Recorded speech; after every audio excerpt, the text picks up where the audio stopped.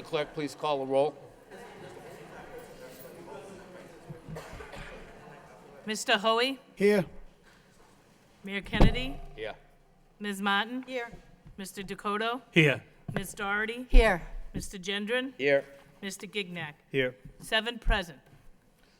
Thank you. The first order of business is a spotlight of excellence on the Lowell Public School retirees. And we have a list of the retirees that I will read right now.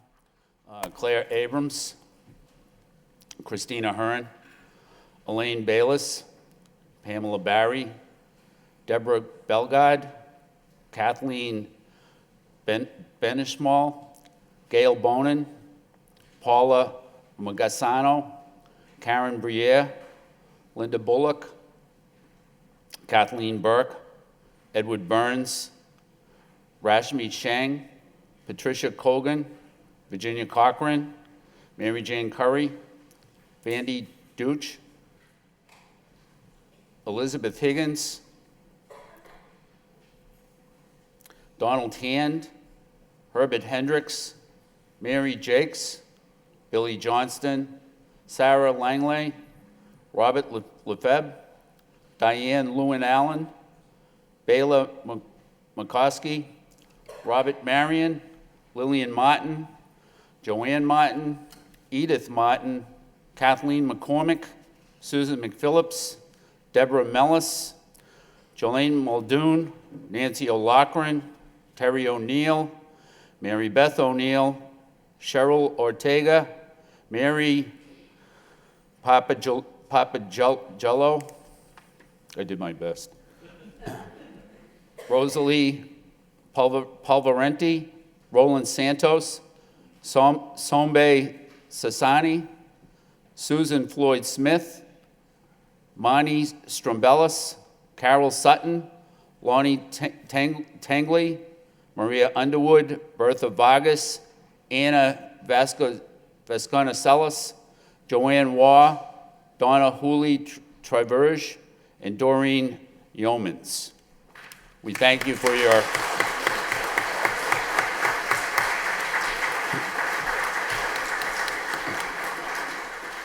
On behalf of the school committee, we thank you for your service and hope you enjoy a long and healthy retirement.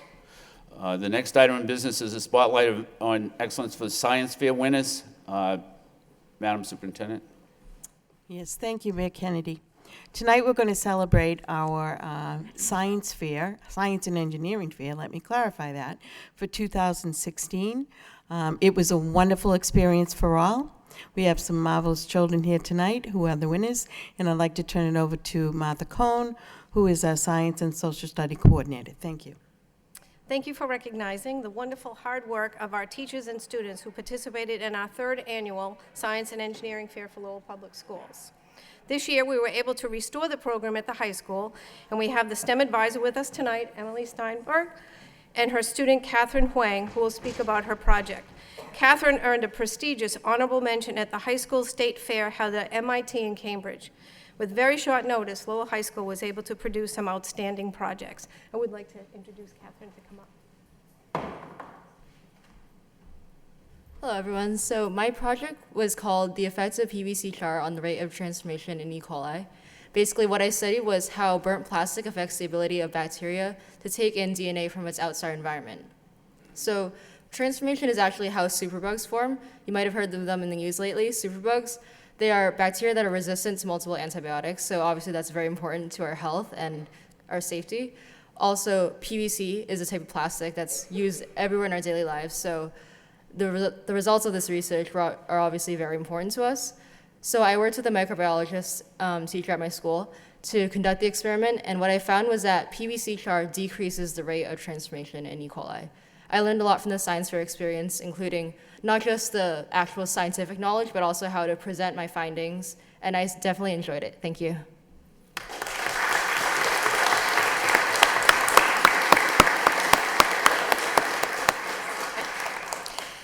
All 8 of our middle schools also participated in STEM Club, representing more than 200 students. The students were able to explore topics and interests outside the classroom and then take part in our district science and engineering fair. From this exceptional group, we had over 28 students entered into the Northeast Regional Fair held at UMass Lowell. The projects who score high enough for the regional fair move to the state fair, which is held in Worcester, and it's this Saturday, so it's very timely. We are proud to say that 2 projects placed high enough to qualify for entrance to the state fair. Carla Cabajal and Eileen Tethlardi from the Wang Middle School.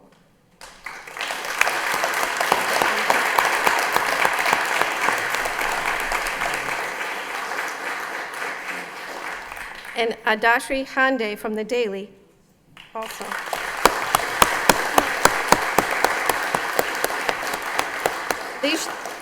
These young ladies are traveling to Worcester on Saturday to participate in the state fair, so I know they're, come on up. I'd like you to hear a little bit about their projects as well. Hi, my name is Adishri Hande, and I was in the STEM club at the Daily School. I'm in the 7th grade, and my project was the future of irrigation, and I tested how water could be saved in a farmland. So what I did was I set up irrigation system, but it was drip irrigation where the water drips to each individual plant during the night and not during the day. Therefore, water is saved by evaporation, and the water is going directly to the roots of the plant, so the plant grows better. This also helps farmers because this year, especially in 2016, was the highest drought year, and farmers were committing suicide because they didn't get enough water to their plants, and they couldn't make a living. This way, the water comes from underneath the ground, therefore the plants grow better and the farmers get better crops. So I joined STEM Club in the first place in 5th grade because I thought that it would be a wonderful experience, and it was. This is my 3rd year in STEM Club, and I am privileged enough to go to the state fair. Thank you.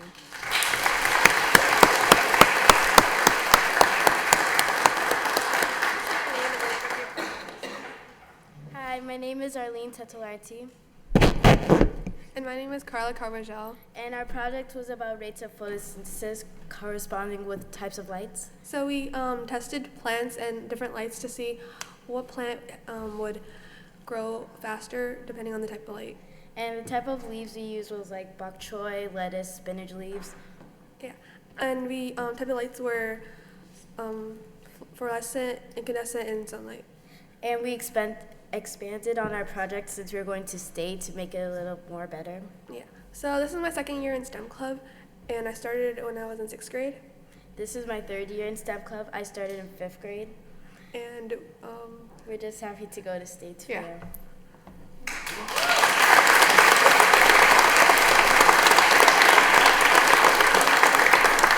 So we have a number of other students that are here tonight that also participated in our district fair, and if it's okay, they come up and just say their name and be recognized. Daily School.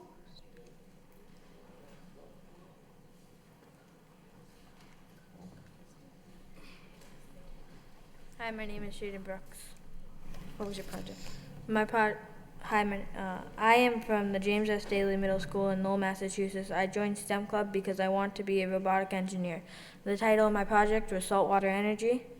My purpose was to create electricity using basic household items and to find the best ratio of water to salt. My STEM experiment was great. I loved how you could pick your project and how you got to interact with others. My experience in the science fairs were great. I came in 2nd in my school for districts, and even though I did not make it past regionals, I had fun, and overall that is all that matters. STEM has influenced me to start my own engineering company when I am older.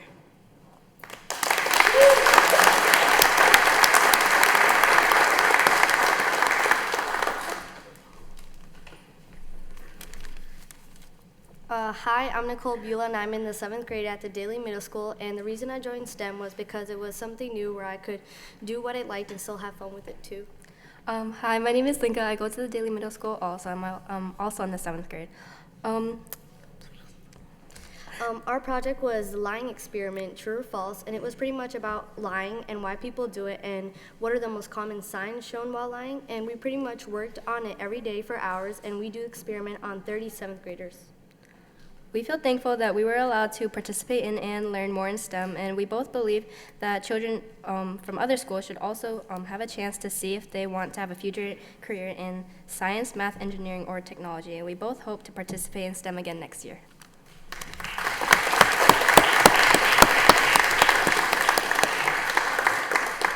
Wayne School students we have? Additional?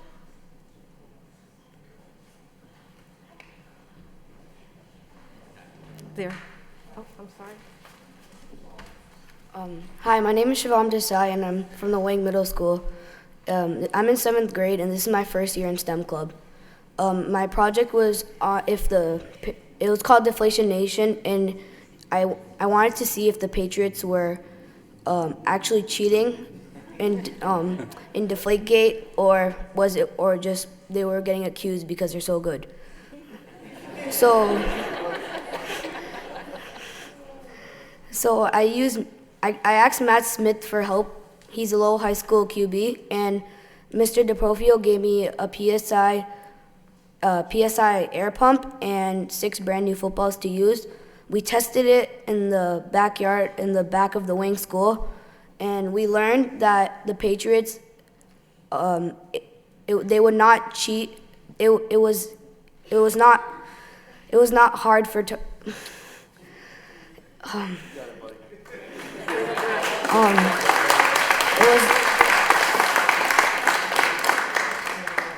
They did not cheat. They were good. Yeah.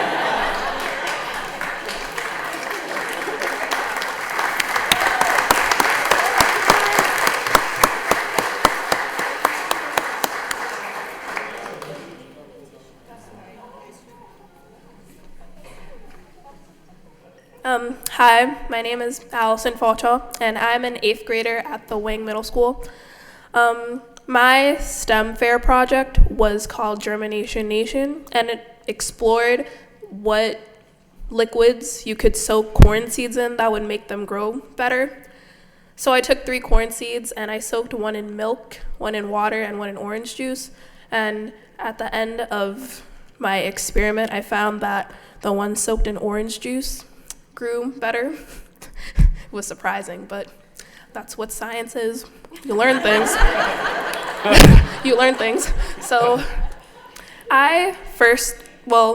this is my first and last year at the Wing Middle School, doing STEM Club. So I decided to do it because I like science and I like finding out new things and just doing experiments, even if they're messy. That makes them fun. So I have a garden in my backyard, and I was exploring seeds. So that influenced my decision to do an agricultural-based project. And it was really fun to go to the science fair. It was my first one. It was really fun. Yep.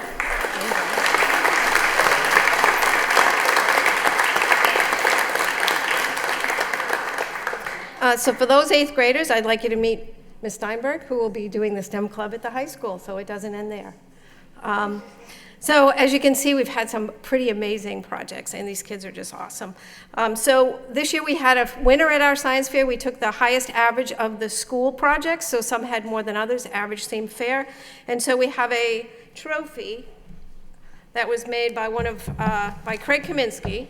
He just graduated from UMass Lowell. He worked as a STEM intern at the high school, at our middle school. Craig made this with a 3D printer. And so each year we will add a gear with the winning school's name. This year it was the Wang Middle School. And so as the trophy grows and our project grows, this will represent that. So we want to present this to the 2 STEM advisors at the Wang School.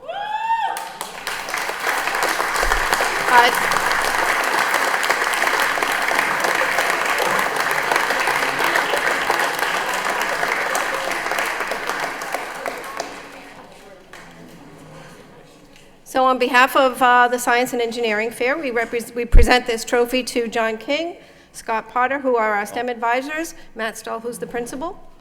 And you can keep this till next year.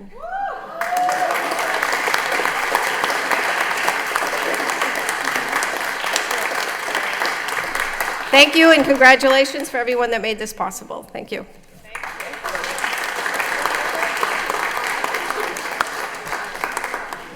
Thank you, and on behalf of the school committee, a great job. My favorite is the football one. I don't know about everybody else.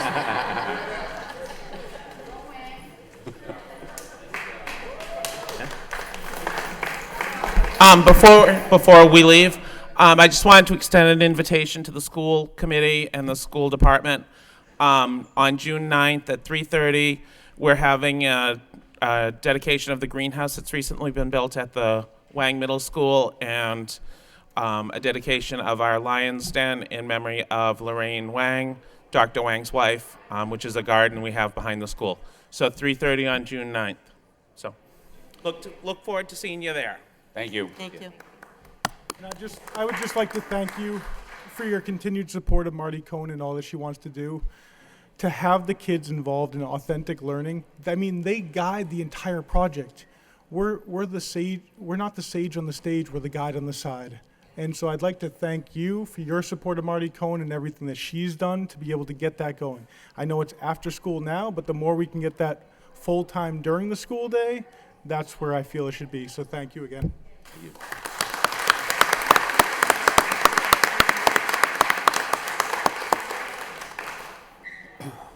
The next item is a spotlight on excellence for Lowell High School musical. Madam Superintendent. Thank you, Mr. Kennedy. Our second spotlight does highlight our high school students who were excellent in High School Musical, for all of those who had the opportunity to see them. I'm going to turn this over to Miss Neary, a teacher at the Wang School, but is also the theater advisor for Lowell High School. And take it. Thank you, Assistant Superintendent Abrams. Good evening, everyone. And like Mrs. Abrams said, I am the proud student theater advisor at Lowell High School. This is my third year, and it is the best job I've ever had. We did present High School Musical this year, 2 very successful nights. The cast was wonderful. I can't say enough about these kids. I am here on behalf of Dr. Clark, who was unable to make it tonight, the Fine Arts Chairman. So enough of me. I'm going to turn the microphone over to one of my cast members who's been with me since her sophomore year. She is a senior now, vice president of the class, Erin McInespy. Thank you.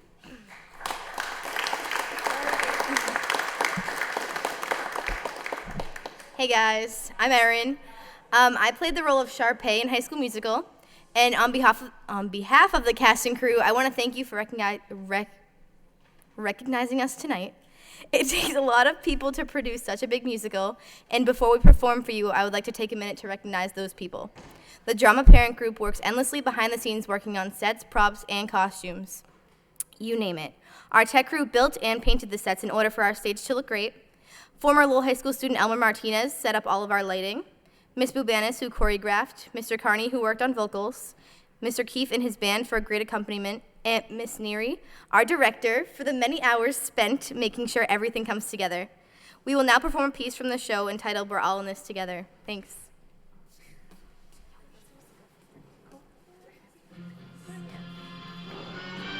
Hey! Oh! Hey! Oh! All right, here we go.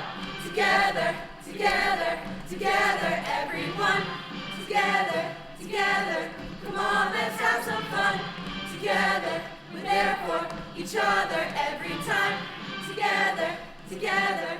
Come on, let's do this right. Here and now, it's time for celebration. I finally figured it out. Yeah, yeah. That all our dreams have no limitations. That's what it's all about. Everyone is special in their own way. We make each other strong. We make each other strong. We're not the same. We're different in a good way. Together's where we belong. We're all in this together. Once we know that we are, we're all stars, and we see that we're all in this together. And it shows when we stand hand in hand, make our dreams come true. Everybody now, together, together, together, everyone, together, together. Come on, let's have some fun. Together, we're there for each other every time. Together, together.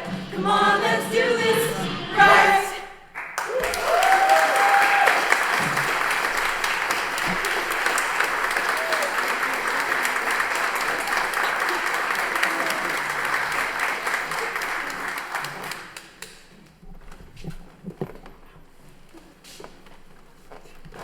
Thank you very much. You know, city council meetings, we never have any entertainment at all.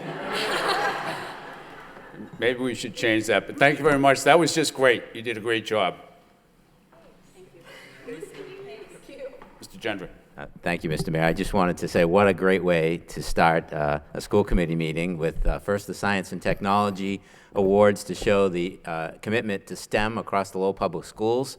And then, of course, the commitment we have to the arts with the cast and crew here. I was fortunate to be down to see the play. It was fantastic. I want to ask these guys, is it harder performing on stage or at the back of the school committee meeting? I'm not surprised. But I think I want to make a motion that we should start every meeting with a little chorus of "We're all in this together" going forward. Thank you very much. Thank you. Mr. Dakota. Thank you, Mr. Mayor. Don't leave yet. As former people that were my people, when I retired, I am so proud of these kids who work really hard and are very, very talented. I wish more of the city knew about the great talent that Lowell High School has. And so, again, I'm very proud of them, and I thoroughly enjoyed the show. It was great. Thank you.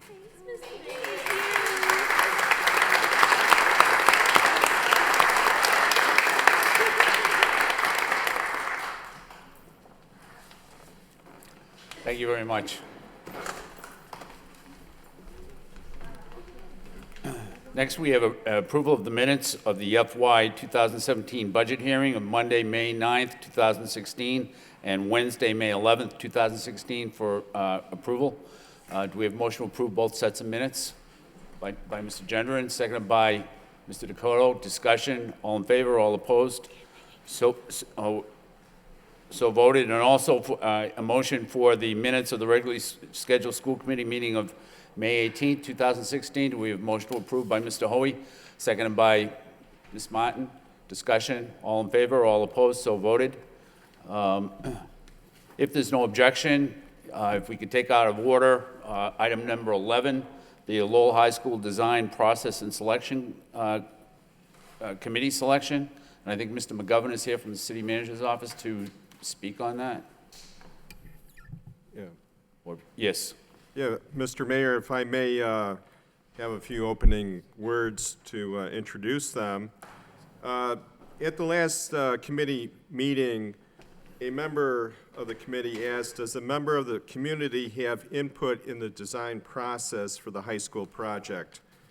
And so to answer her question, there are an 18-member school building committee for the Lowell High School project.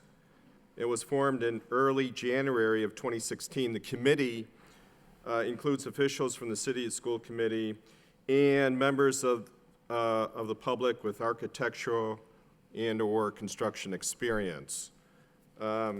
Also, in addition, there will be many community engagement sessions throughout the project for the architect and Scanza, the owner's project manager, OPM, to share preliminary schematic designs and seek feedback from the community. Mike McGovern and Rodney Conley will make a short presentation updating the school committee on the progress of the high school project and answer any questions, any additional questions the school committee may have. So without further ado. Thank you to the committee and the administration for having us here tonight. As the business managers were just stating, this has been a process so far that's been ongoing for a couple years now. I'd like to just actually run through the different modules that we'll have to go through as the city moves through the MSBA process. There are a total of 8 modules altogether. Right now, we're currently in Module 2. Module 1 was the initial step inviting us into the process. Right now, as I just said, we're in Module 2, which there are 2 major pieces in Module 2. That's the selection of our OPM and the designer/architect. The OPM, think of that as that's the owner project manager. They're basically the old clerk of the works. They'll work for the city. They'll make sure that everything is done on time, on task. All reports are filled out properly to the MSBA. They oversee the budget. the construction schedule, and once again, they're just here working on the city's behalf. The OPM, that was a process that began, I believe, back in around February or so. As Mr. Fritsch mentioned, we picked Skanska. There were 10 proposals that were submitted to us. We had a subcommittee that selected, narrowed it down to, I think, 3 proposals. They interviewed, it was an interview process, and then the full building committee voted on to accept Skanska. Now, at that point, Skanska started the designer architect process. That is currently underway. We had a tour of the high school with potential architects. I think there were somewhere around 44 to 45 people that were on this tour. A total of 8 proposals were submitted. The subcommittee once again reviewed those proposals, and they've narrowed it down to the top 3. Tomorrow morning we have a full building committee meeting where the 3 will be presented and the committee will actually vote. The next phase of that will be it will begin in late June. We'll go to the MSBA. There'll be 3 representatives from the city. It will be the city manager, Kevin Murphy. It will be Mr. Frisch from the school side and Mr. Gendron from the school committee. They will go in front of a panel of 13 MSBA members, and MSBA, along with the 3 input, they'll actually select the architect for us. So whereas the OPM, we had a lot of input in selecting them directly, the MSBA will be the driving force behind the architect. At that point, we'll be entering into Module 3, which is the feasibility study phase. And this is where they begin to look at the designs, the overall structure of the building, and what is needed in the future. I know that there's some questions about community input, and during feasibility study, that was where the community input really will take place. We're figuring probably somewhere around late fall, community meetings will begin. Skanska will organize that along with the city. Probably more than likely, we'll be looking at the neighborhood groups and giving our presentations at the neighborhood groups. And we'll take back feedback from the residents of what they're looking for, what they think is a priority in a brand new high school. At that point, that's about an 8 to 12 month process. Currently, right now, we're about 6 months ahead of schedule, but Phase 3, Module 3, is about an 8 month process, and that will be quite a bit of time. It will be, and then you'll go into Module 4, which is the preferred option. So once the designer develops a plan, MSBA has to approve the option. That moves you into Module 5, which is the overall funding and scope agreement. And then Modules 6, 7, and 8 is really when it gets into the construction period at that point. I think you have some of the sheets here in front of you. I mean, if you flip to the second page, you're talking about a completion date of somewhere around 2022, with the shovels going in ground somewhere around the beginning of January of 2019. So it's a long process, but we're hoping, like I said, we're 6 months ahead of schedule right now. We're hoping to kind of continue that and maybe chop some of that time down and be in a brand new building prior to 2022. So I don't know if anyone has any questions. Any questions from the body? No questions. Thank you very much for the report. Thank you very much.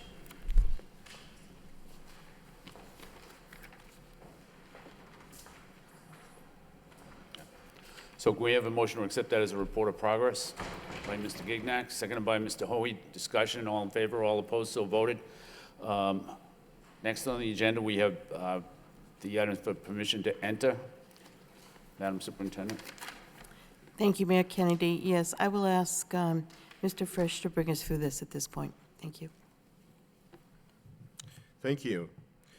We have several items to ask permission to enter into contracts.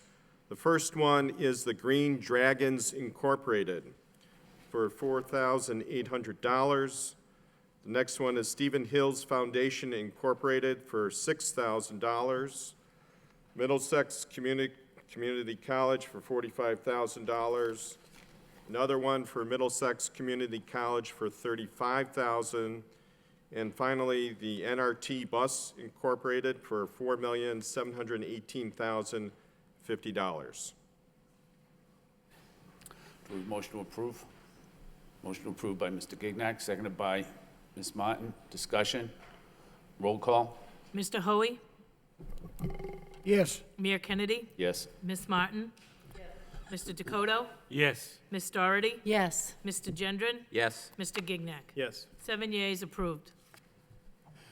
Next, we have two memorials. The first memorial is for Janet Connors Lang, mother of Dr. Roger Lang, former Deputy Superintendent of Finance and Operations, and Jill Lang, Director of Lowell High School Freshman Academy, mother-in-law of Lori Lang, Assistant Principal for the Pine Arts School.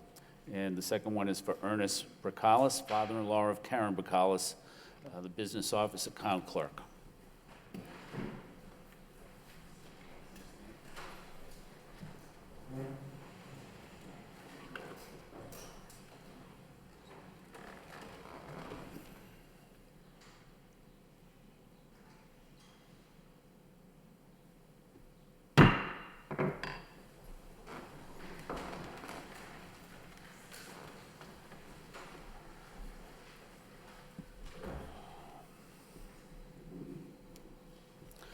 Next, under motions, the first motion of the evening is by Mr. Gendron, and request that the superintendent create a job description for the position of deputy superintendent.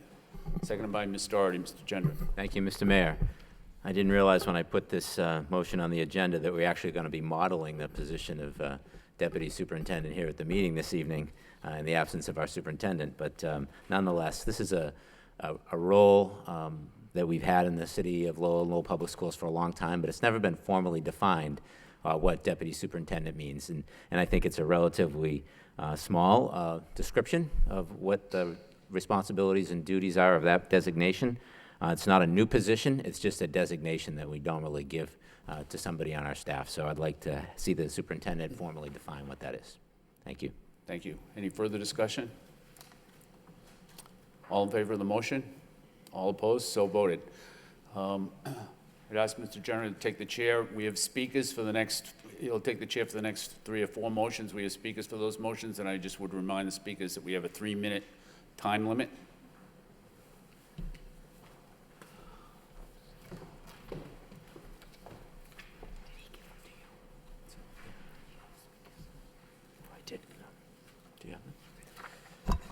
The next motion is by Mayor Edward Kennedy. Request a report on which principals have ordered all of their materials for the 2016-2017 school year, and which principals have not yet done to do so. Do we have a second on the motion? By Ms. Doherty. The chair recognizes Mayor Kennedy. Thank you, Mr. Chairman. I'll just be very brief. This was something that I brought up during the budget hearings. I have heard stories in the past of schools that have started in September and they haven't had all of their books or all of their supplies.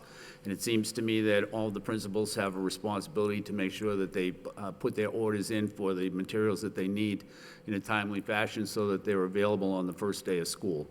And so what I asked at the Budget Committee meeting, and what I'm asking for is a report on how many of those principals have done so, and that's about it. Further comment on the motion? Ms. Abrams. Thank you. Just to respond to Mayor Kennedy, this is something that my office is working on now, and we will present a report at the next school committee meeting. Thank you. Okay, any further comment? All in favor say aye. Opposed? Motion carries. The next motion is by Mr. Robert Hoey. Motion to adopt a resolution against lifting the cap on Commonwealth charter schools. Second. Second by Mayor Kennedy. Mr. Hoey. Right now, I want to Oh, right excuse now, me, can I Mr. Hoey, amend my I'm own? sorry. I want to amend my own motion. Excuse me one minute. We have, before you do that, Mr. Hoey, we have some people registered to speak. So why don't we let them speak first? The first is Derek Querback, 382 Pine Street, Lowell.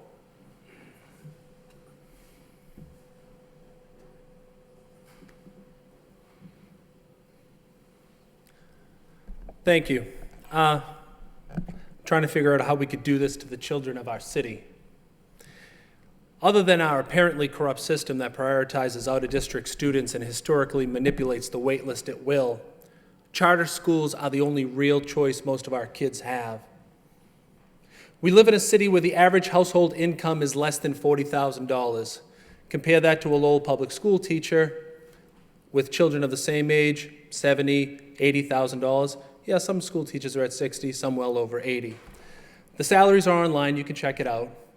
We live in a city where approximately 70% of our students are non-white. They're minority students. Compare that to the staff, where over 90% of our staff are white. So let me get this straight, Mr. Hoey. You want to cap charter schools, the only real choice most of our kids have, and you want to give priority to the better schools like the Daily to the more affluent white students living outside of Lowell.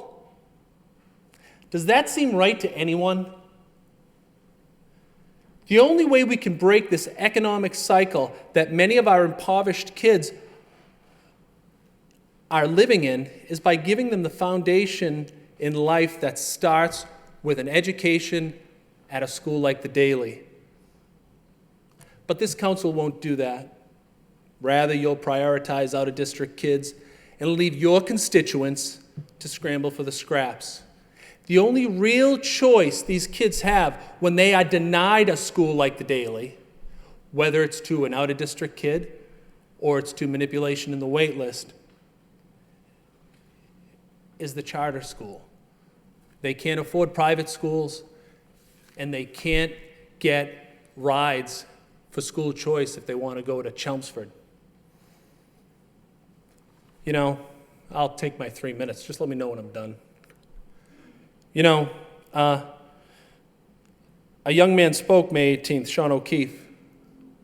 He said he lived in Dracut, wasn't challenged in Dracut, now goes to the Daily in 7th grade. His mother works there, makes $75,000 a year. I know for a fact there's a 60-plus child waiting list at that school. 6th, 7th grade where he is, when he was in 6th, there was 60-plus. There's 60-plus now. This is the third time I've asked, exactly how did that kid get in the Daily with that lengthy waiting list?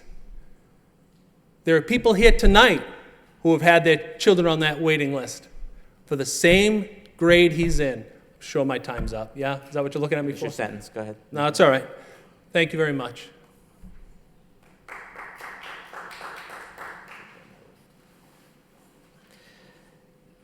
Next speaker is Carrie Quebec, also 382 Pine Street, Lowell. I'm sorry, Carrie's not here tonight. Next speaker, Darcy Boyer from Lowell.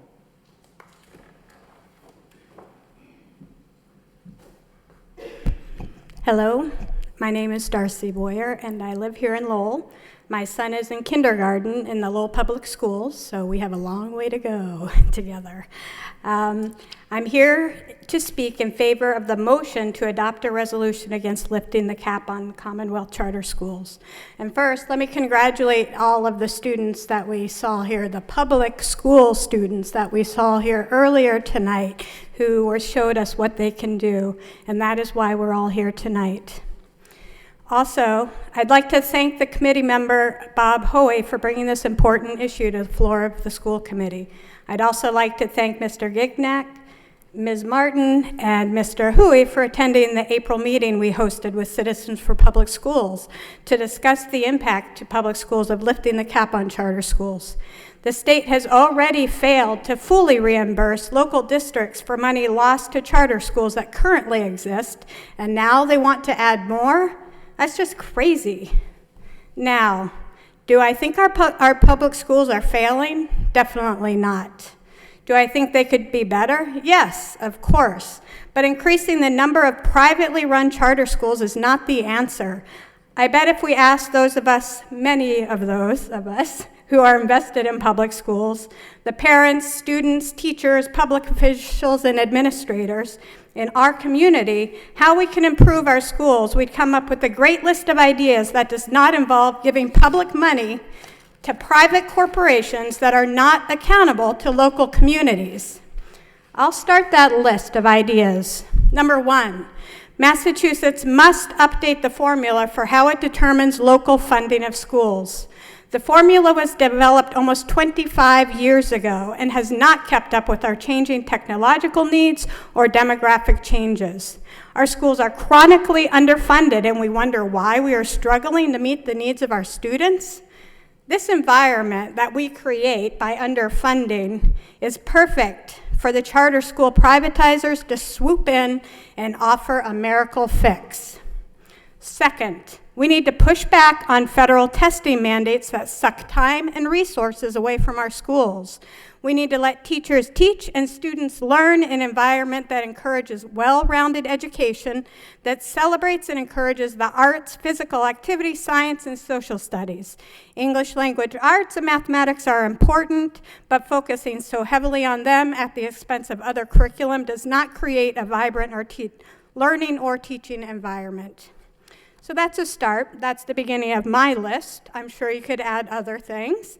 Of course, our coming up with a list is not enough. We must work together as a community and join the other communities across the country who are fighting against the privatization of our public education system.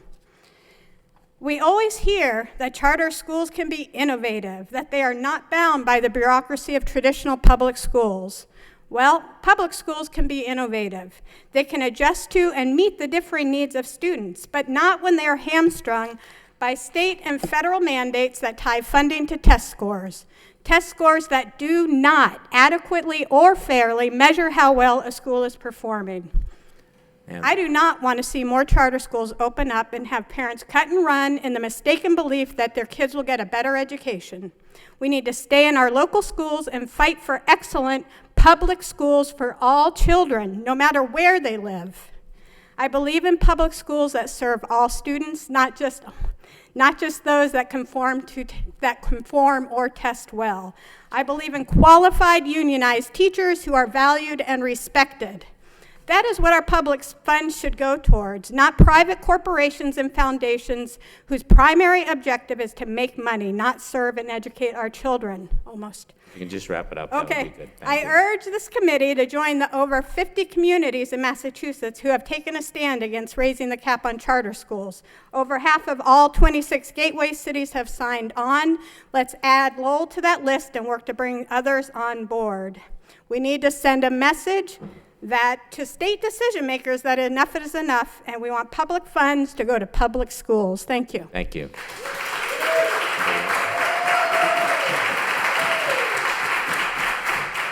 Thank you. Mr. Hoey.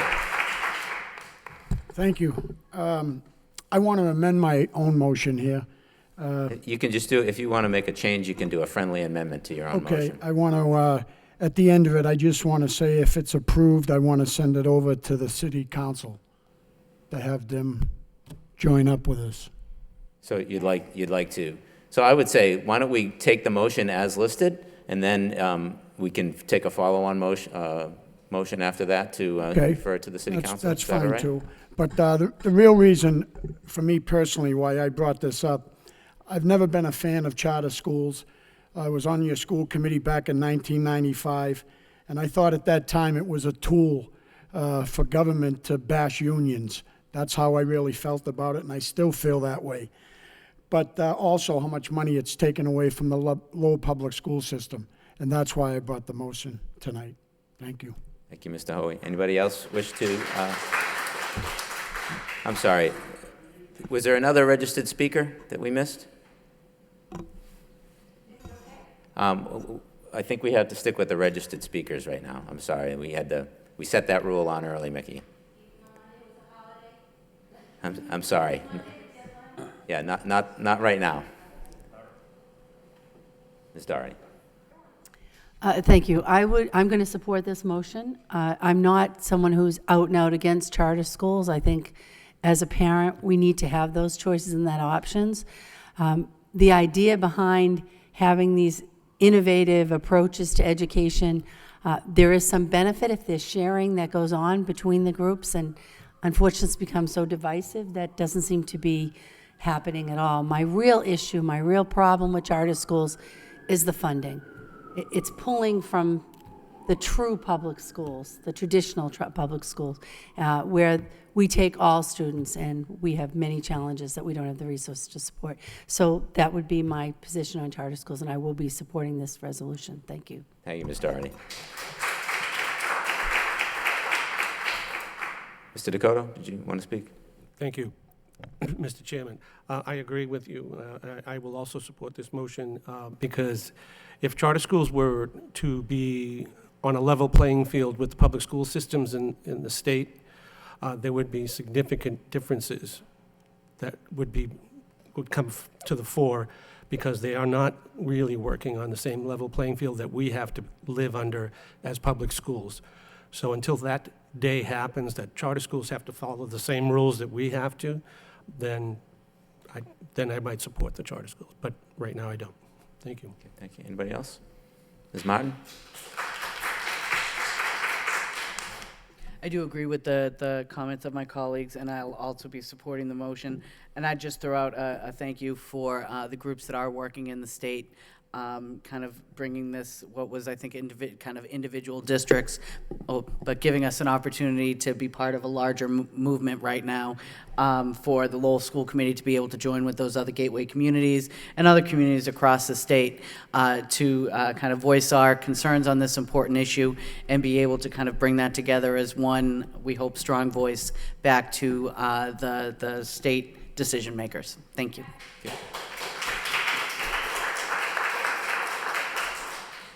Anybody else? Mr. Mayor. Yeah, just let me chime in.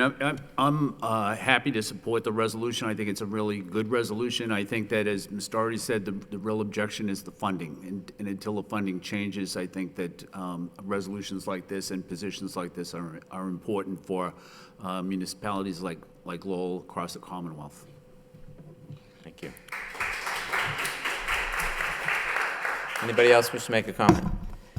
Is everybody okay if we include Mr. Hoey's suggestion that we refer this motion also to the Lowell City Council and ask them to support us in the effort? Second the amendment. Mayor Kennedy seconds the amendment. All in favor of the amendment? Fine. Okay, let's have a roll call, if we could, on this motion. Mr. Hoey? Yes. Mayor Kennedy? Yes. Ms. Martin? Yes. Mr. Dakota? Yes. Ms. Doherty? Yes. Mr. Gendron? Yes. Mr. Gignac? Yes. 7 yeas, approved.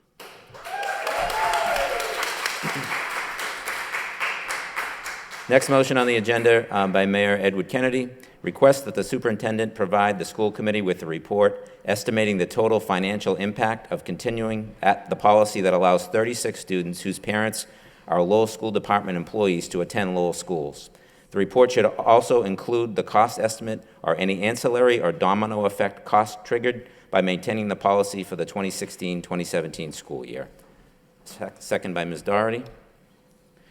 Before you speak, Mr. Mayor, we do have some registered speakers.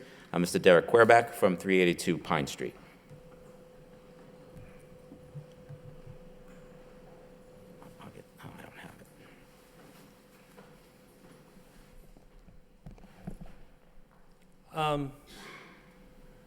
Please count my family under the domino effect cost, if you would. Put a line item in there with my name on it.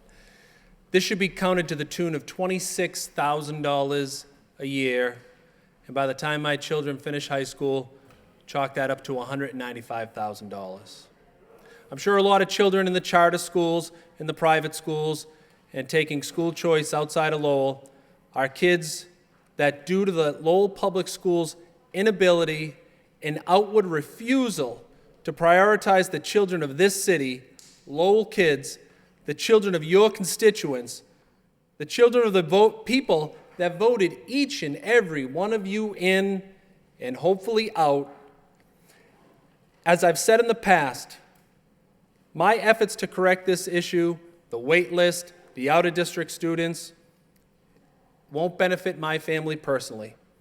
My kids attend Chelmsford Public School on school choice. The school and the staff and the administration are second to none. My kids are challenged, they're thriving, and they're welcome. They've been embraced by their new school community, and the community has embraced them. It's such a crying shame that my kids had to go outside their neighborhood, outside their school district, and outside of the city we love to truly belong and to feel valued by a school community. The number of these kids are only going to grow. What your colleagues failed to mention adequately at the last meeting was that 5 Lowell residents with children attending the Daly Junior High School, or Daly Middle School now, I went there when it was the Daly Junior High, will not be able to get their younger children into that school, even though there's an older sibling, because the numbers are just too great. The feeder schools are going to take up all the spots. John Dakota mentioned this to us at the school committee meeting, and that's what gave you pause when you and Mr. Hoey were talking about the issue. 5 Lowell residents with children at the Daly Middle School will not be able to get the younger siblings in there because of constraints. I really wish that these conversations happened when the middle school parents and the middle school children were here. I know a lot of them were from the Daly and the Wang, but I guarantee you there was some withering on a waiting list somewhere who would be shocked to know that dozens of out-of-district students are in those schools. I really wish you would have put this one up a little earlier so we could have at least let these guys hear about it. It really is a shame. Thank you, Mr. Gorbach. The next speaker, Kerry Gorbach. No, okay. We also have Tracy Fraser, 72 Jeunesse Street.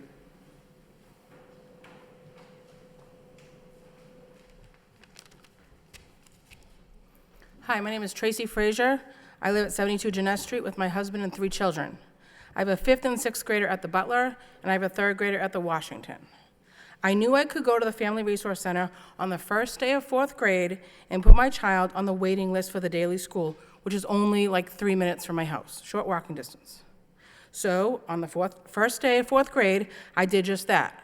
I sat for over 2 hours waiting for my number to be called and was able to put my children on the waiting list. Neither of my children were given spots at the Daly for 5th grade or 6th grade. At the last school committee meeting, I heard of a 6th grader from Drakeit speaking on his great experience at the Daly School. And this speech prompted me to speak tonight to you. I did my due diligence. I sat there on the first day of 4th grade at the Family Resource Center, had my child on that waiting list for the Daly School, to find out that a resident from Drakeit, whose mother was a teacher, got that spot over my child. I'm a Lowell taxpayer. My husband and I choose to live in Lowell. We love our neighborhood. We love our friends. It is only right that Lowell residents get first priority in our public school system. Thank you. Thank you. Any members have a comment on the motion? Mayor Kennedy? Thank you, Mr. Chairman. On the motion, the reason that I filed the motion, and I should point out that there was a motion at the last meeting which passed unanimously. Everybody voted for that motion, and I think everybody had in mind an idea of what the cost of continuing the policy for another year was going to involve. But in conversations that I've had since that time with the administration, with members of the administration, sometimes conflicting conversations, it occurred to me that it might make sense that we have a fiduciary responsibility to find out exactly how much it's going to cost to continue this policy for another year. If it gets to the point where the report comes back from the administration, and if the costs, all of the costs, including the ancillary costs, or costs that will be triggered by other actions. But if those costs reach a $350,000 or $500,000, then I think that we have to rethink this policy, because all of us went through a tough budget hearing. We know that money's tight, and if it is true that there is money, that amount of money, $350,000, $500,000, that would be saved by not doing this policy, then I think that we have to take a real close look at it, because maybe there are other areas in the budget where this money could be dedicated to that would be better than providing service for these 36 kids. And so that's all that the motion asks for, is that the administration provide an accurate report of what the actual costs are going to be of doing this for the next year. And then hopefully the school committee can make an educated determination about whether or not it makes sense to continue the policy, or whether or not we should spend this money in other areas of the budget in a way that would be more beneficial to a larger group. Ms. Doherty? Thank you. I'm going to support this motion because I think we absolutely have to know the details.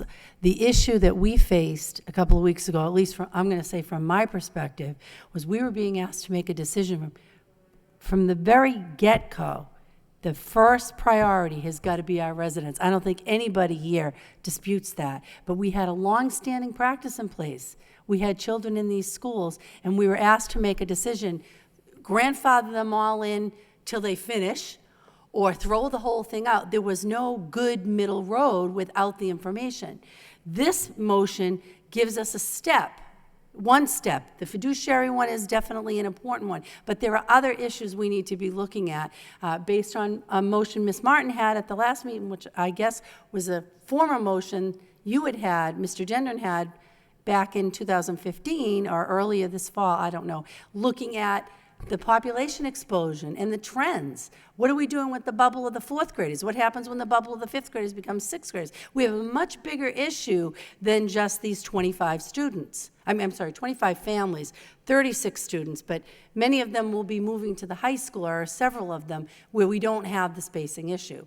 So I agree with the mayor. We need to get started on getting down to the details of what's in place. We have this long-standing practice without a clear policy, and looking at what are the costs and who's going to pay them, and how do we come up with a system that is fair and gives our residents the first seat. So I think that the motion we had a few weeks ago to kind of find a place to say, we don't have enough information to make this new policy. This motion tonight is on track for getting us those pieces of information. There's still more that we have to know, so I am going to be supporting this. Thank you. Thank you, Ms. Doherty. Mr. Gignac? Thank you, Mr. Chair. I too will be supporting the motion. I think we were continuously asking for this question to be answered throughout the process, and I just want to point out one thing about this entire debate, is that this has been going on since forever. And this is the first committee to actually take action. And we've been set up basically, not everybody's going to be happy. We're taking action. We're trying to do what's right for the taxpayers, for our staff, and most importantly for the students. And I think gathering this information is important, and I wish we received it earlier, to be honest with you. And I know numerous members asked for it throughout the process. But I just have a question for Assistant Superintendent Durkin. Have these kids been placed at this point?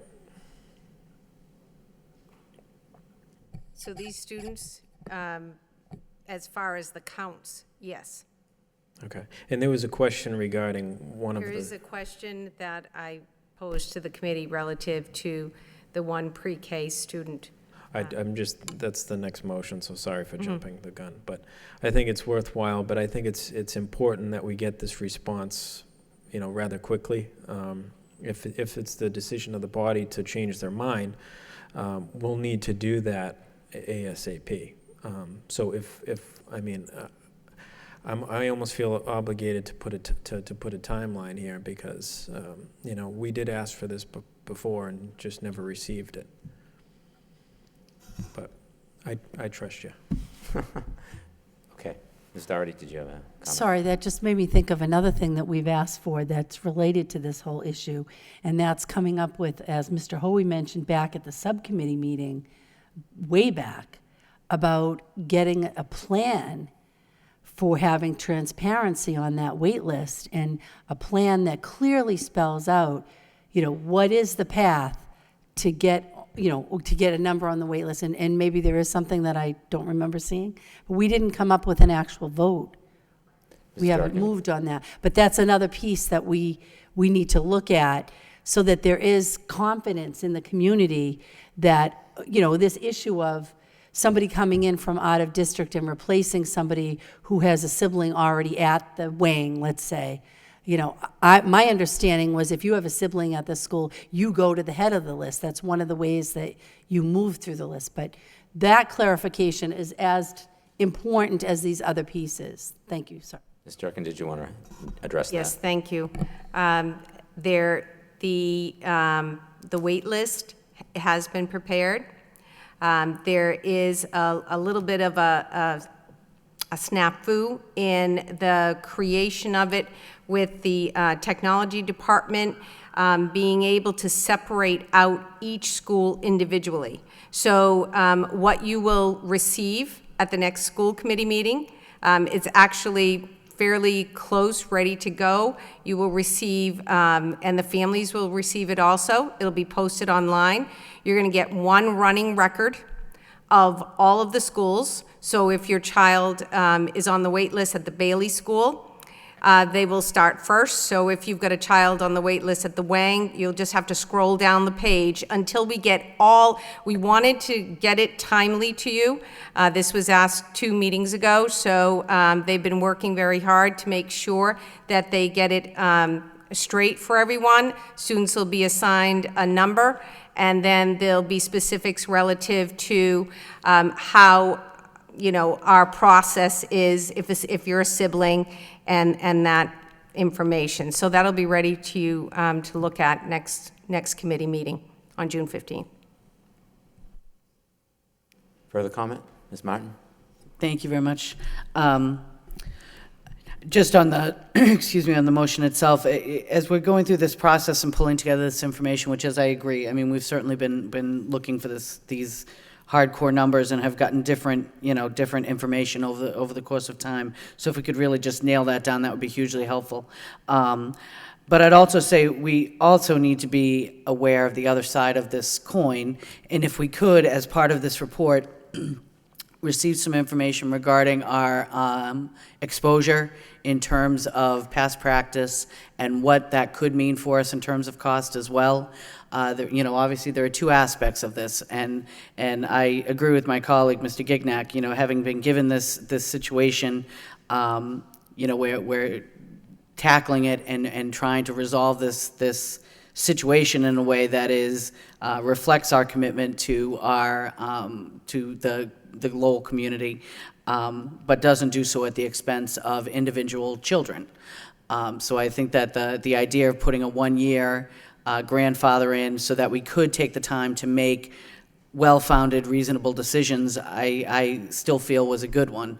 And that part of that will be to get this updated information on the numbers and on, again, any kind of additional exposure we'll lay ourselves open for so that we can make the best informed decision as we move forward.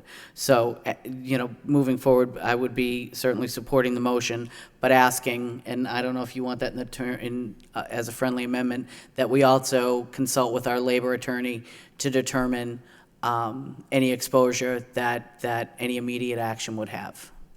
So we have a motion to amend that motion and the mayor accepts that as a friendly amendment, so I'll add that to the motion. Further comment from the members? Okay, let's have a voice vote. All in favor say aye. Any opposed? Motion carries. The next motion is by Mayor Edward Kennedy, requests that the school committee provide further clarification on the vote taken at the May 18th school committee meeting regarding students of parents who are school employees. Second on the motion by Mr. Dakota. We have some people registered. Mr. Derek Querback, 382 Pine Street.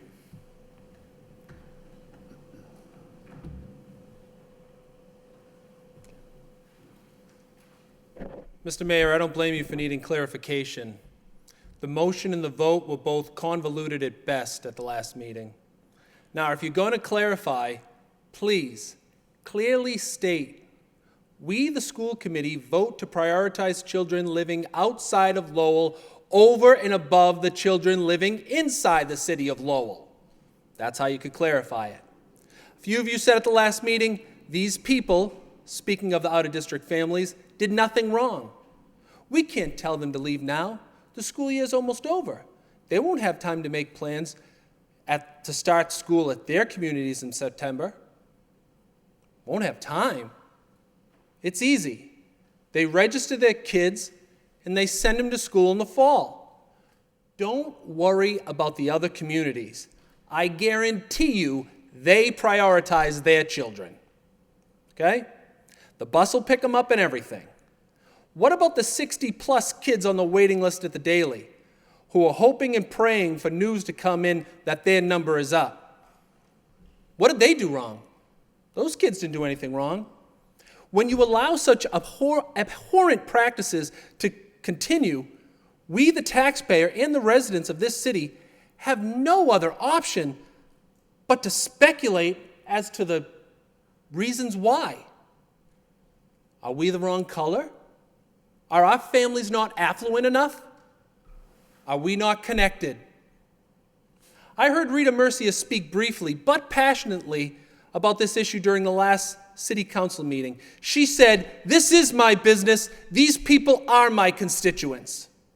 She spoke how priority should definitely be afforded to the children of the city of Lowell.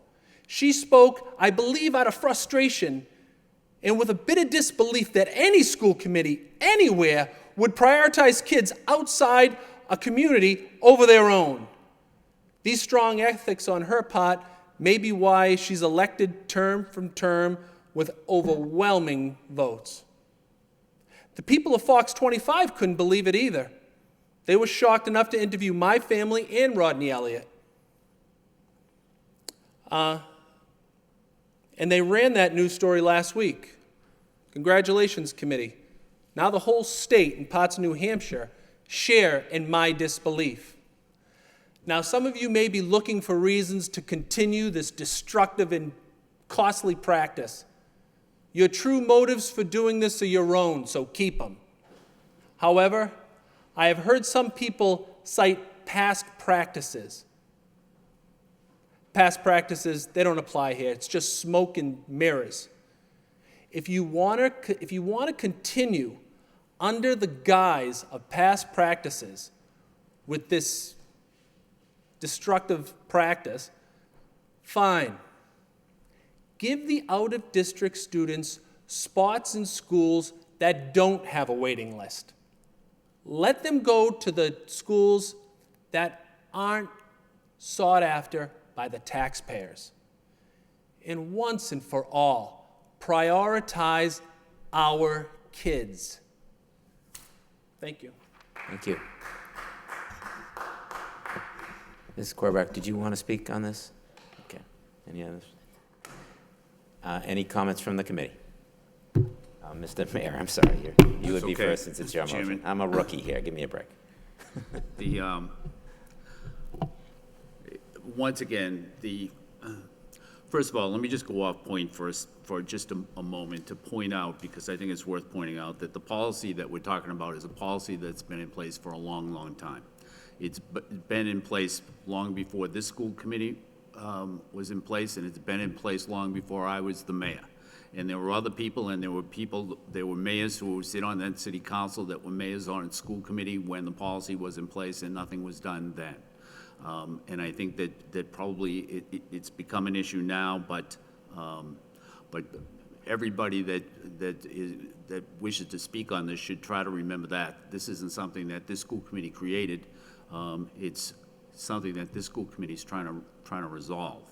But I do think on the motion, which once again passed unanimously, that it does need further clarification, and I think that for two reasons. One, because there was an email that was sent to all school committee meetings to ask whether or not preschool kids should be included in the grandfathering process. And I just think that it's better if that is taken up at a public meeting and that there be a vote by the school committee rather than having it done by emails. I think it just is better transparency.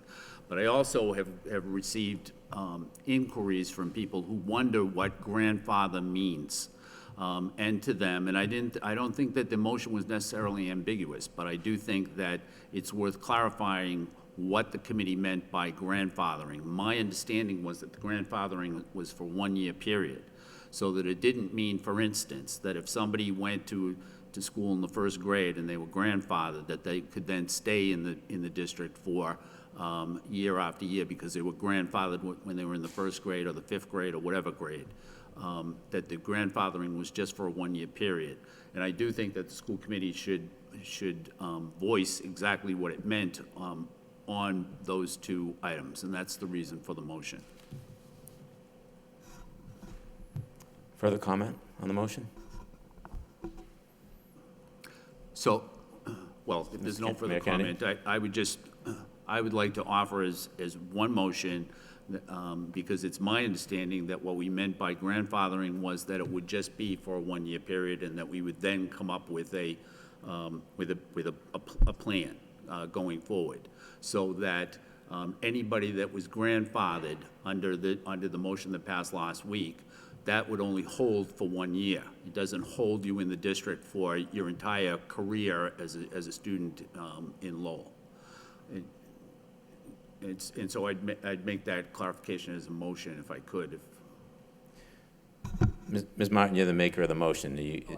Okay. Did you want to I would, comment? that certainly was my intention, that it would be for all students currently enrolled as Lowell Public School students, and that they would be grandfathered for a period of 1 year while the committee and administration worked to come up with a long-term resolution. And that there was also another caveat that no new students would be able to enter the district under this same practice. I'm sorry, and Assistant Superintendent Durkin wants to correct. Okay. Thank you, Ms. Martin. Mr. Gignac? Thank you, Mr. Chair. And just to address the preschool child, was that child included in the number 36 that, okay. Yes. Okay, that was my assumption. I think that was the assumption of the board. I'm sorry, Ms. Durkin. Thank you. That's correct, Ms. Martin, that the children, what my understanding of the motion that you made was that it was a 1 year grandfathering for all the children. I wanted to let you know that we already sent notification out to all the families of children who had registered for pre-K or K this year to let them know that they needed to register in their own districts. So, Mr. Mayor, are you satisfied that that is Yeah, clarifying? if everybody's on board with that, So the definition. that interpretation, then I'm fine with that. If nobody disagrees with that, then the grandfathering is just for a 1 year period. Well, I mean, my understanding of the motion was that it was for a 1 year period while we came up with a policy, understanding that there are a lot of sort of loose ends that needed to be cleared up so that we could better understand where we stood. I think that maybe some of the people that took it a different way, it was probably the term grandfather, which made them feel like they were locked in for the whole time. I'm not really sure. But anyways, I just felt like that should be cleared up. And then the second thing is the matter of who gets grandfathered. And so do you get grandfathered for preschool, or do you have to be in school to be grandfathered? And so that's a second issue that I think deserves some clarification. So just I'll read the motion that was made at the last meeting. A motion was made to grandfather in all out-of-district students for the 2016-17 school year and not allow any new out-of-district students to register.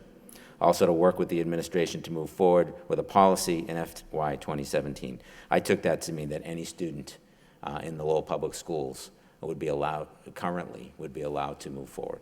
Did you take that to include preschool? Ms. Martin, is that your intention? I'm sorry, that would be my contention. I mean, they're a Lowell Public Schools student in the pre-K.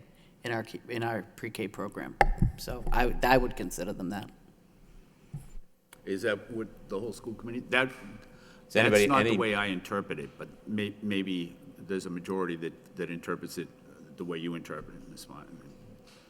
I personally interpreted it that way. Okay. But, Ms. Doherty?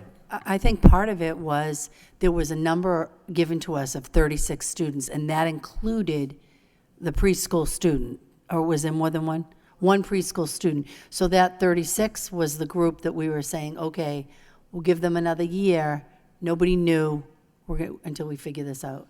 Okay, my recollection of the discussion was that the number was 36 or 37. But I would also offer that if it was clear to everybody except for me, there wouldn't have been an email asking for clarity on the motion. And so since there was an email asking for clarity on the motion, I do think that it was a little bit ambiguous. And so all I'm asking for is just for a determination of what a majority of the school committee meant when they voted for that. So based on the discussion, Mr. Gignac, did you have a comment? No, my interpretation was the same as Ms. Martin's. So based on the discussion, it sounds like the intention was to mean all out-of-district students, all current students, including preschool students. Ms. Martin? So would it be appropriate to make a new motion at this time that would say all public school students will be covered by the previous motion from pre-K through grade 12? And that every student would be considered as part of this grandfather for 1 year, so that everyone's covered with that? I'd make that in a hopefully much more concise form of a motion. A motion from Ms. Martin. Anybody want to second that motion? Ms. Doherty, second the motion. All in favor? Roll call on that motion. Let's roll call. Mr. Hoey? Yes. Mayor Kennedy? No. Ms. Martin? Yes. Mr. Dakota? Yes. Ms. Doherty? Yes. Mr. Gendron? Yes. Mr. Gignac? Yes.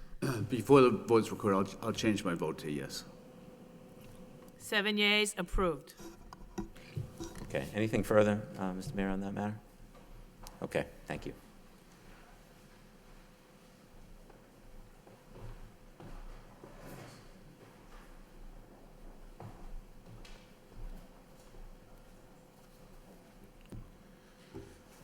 Next motion of the evening is a motion by Ms. Martin requesting that the administration update the committee on outstanding motions and return a regular quarterly report on all unaddressed motions.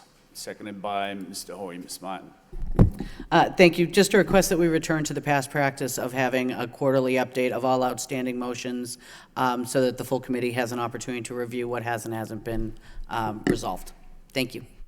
Any further discussion on the motion, Mr. Gignac?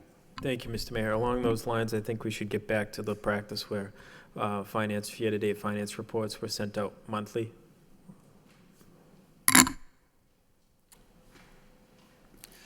Any further discussion? All in favor?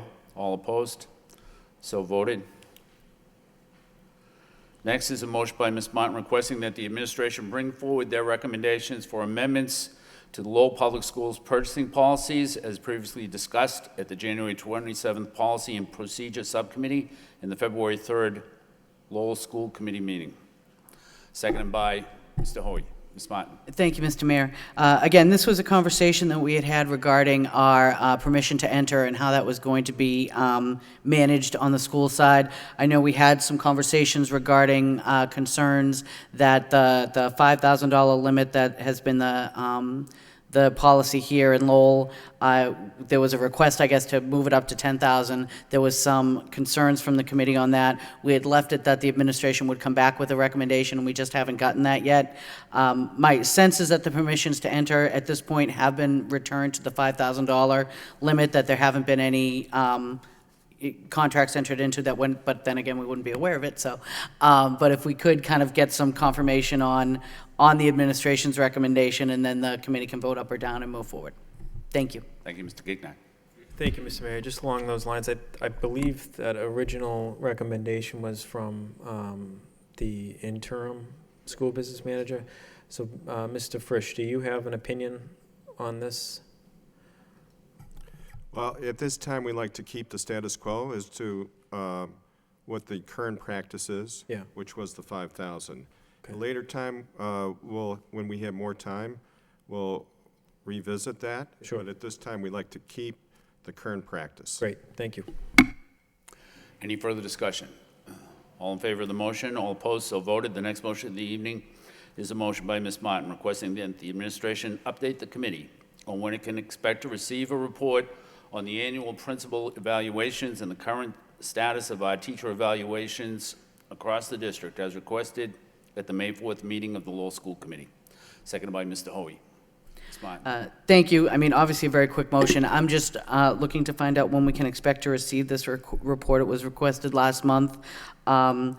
It's basically based on what I believe to be the DESE deadline, which is April 15th, so it should have already been completed as of the time that I made the motion, so I'm hoping that it shouldn't be too much longer. But if the administration could just report back to us when we can expect to see that, that would be great. Thank you. Or better yet, just do it. So either one would be great. Any further discussion?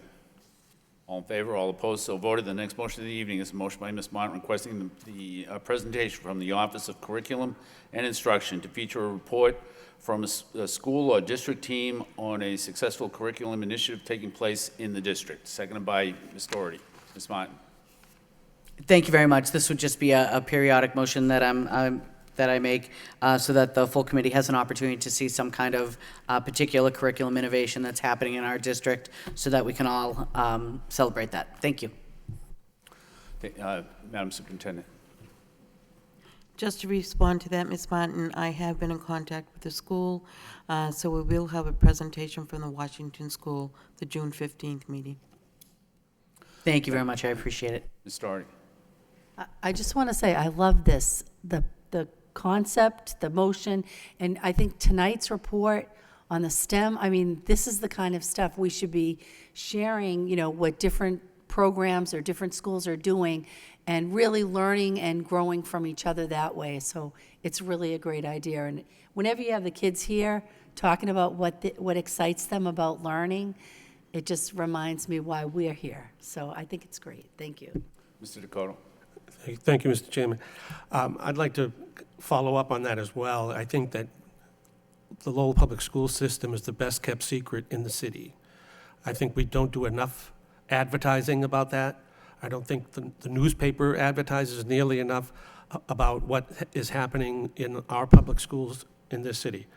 I think they do a great job with all of the other communities, but Lowell just seems to be ignored, and I don't know if it's something that we need to address internally ourselves and start feeding this to the paper and to whomever, and to make sure that the city is aware of it. We have a great public school system, and I'm really proud of it, and I would like more of the city to know about it. Yes, thank you. Thank you. Madam Superintendent.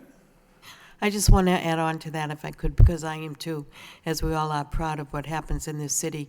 I just want to mention, and Mr. Jenner and Mr. Dakota were able to join me yesterday along with Martha Cohn. We did have our Community Service Day, and we had a wonderful day with students and us getting our fingers dirty in the gardens, and it was really a wonderful experience. A lot of good things going on out there, so I just wanted to bring that forward because, again, that's what happens in the Lowell Public Schools. Thank you. Thank you, Mr. Gendron. Well, you know, Ms. Abrams brought up Community Service Day, so I have to make a comment. I want to give a plug to Mill City Grows. We're always giving plugs to Mill City Grows, but we opened another couple gardens yesterday at schools around the city, including the McAuliffe School. And what a great laboratory that is for education. It brings a whole new dimension to education at a school. All kinds of lessons can be built around the gardens, and the kids just love it. They're out there with their hands in the dirt, are really hands-on learning happening. So thanks to Mill City Grows for their efforts in helping the city with projects like that. Thank you. Any further discussion? If not, all in favor? All opposed? So voted. The next motion of the evening, the last motion of the evening, is a motion by Ms. Martin requesting that the administration provide the committee with the individual grant budgets for all grants that are expected to be expended during the 2016-2017 school year. Seconded by Mr. Gendron. Ms. Martin. Thank you very much, Mr. Mayor. What I'm hoping we could receive, I know during our traditional budget deliberations, we got our big budget book that listed out the, most of the positions and broken them out by school. If we could get the comprehensive program budget that gets submitted with every grant, so it already exists. I'm not asking for anything new, so you can just use whatever exists. But if we could get copies of all of those, Title I, the big ones, as well as some of the smaller ones. I just think, for myself, I'm hoping we can have an opportunity to kind of compare and contrast and be able to see what kind of savings we might be able to find on that side of the budget. Obviously, it's going to be a very tight year, so and we have a little more flexibility time-wise with the grant. So if we could just get that as a package, I would appreciate it very much. Thank you. Ooh, thank you. Any further discussion? If not, all in favor, all opposed, so voted. Next, under subcommittees, the policy subcommittee, approval of the minutes of the meeting of Monday, May 16, 2016. I believe that the chairman gave a report at the last meeting. So the only thing is a motion to accept the report as a report of progress by Mr. Hoey, second by Ms. Martin. Discussion, all in favor, all opposed, so voted. The next is a subcommittee report for the Lowell High School Subcommittee. A report and approval of the minutes of the meeting for Wednesday, May 18, 2016. Chairman's Mr. Gignac. Mr. Gignac. Thank you, Mr. Mayor. I'll be very brief. Attending the meeting was myself, Mr. Dakota, Mr. Hoey, Assistant Superintendent Abrams, and the high school headmaster, Martin. We had one item on the agenda, the Our Restorative Justice School Community Agreement. And Mr. Martin provided us an oral presentation on the processes going on presently and in the past at the high school. I won't go through each and every item because at the end of the meeting we had recommended that the headmaster bring back the team that developed this report and provide a presentation at the June 15 school committee meeting. So I think rather than me go through the steps, I think it's more powerful coming from the students themselves. A motion was made by myself, seconded by Mr. Hoey, to recommend to the committee as a whole to accept the report as a report of progress. Mr. Mayor. Okay. And so that's the motion, seconded by Mr. Hoey. Yes. Any further discussion on the subcommittee report or the minutes? All in favor, all opposed, so voted. Next, reports of the superintendent. The first is the report card system. Madam Superintendent. So this report I can hopefully explain a little bit further for you. I wanted to take a serious look at this, knowing that there will be changes.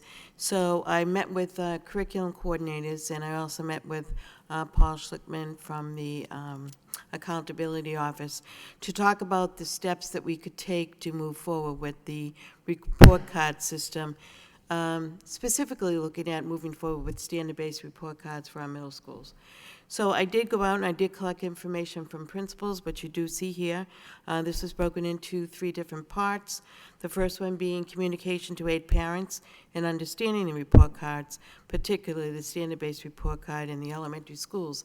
So I was around when we did the elementary report card for the elementary schools many years ago. We learned a lot along the way.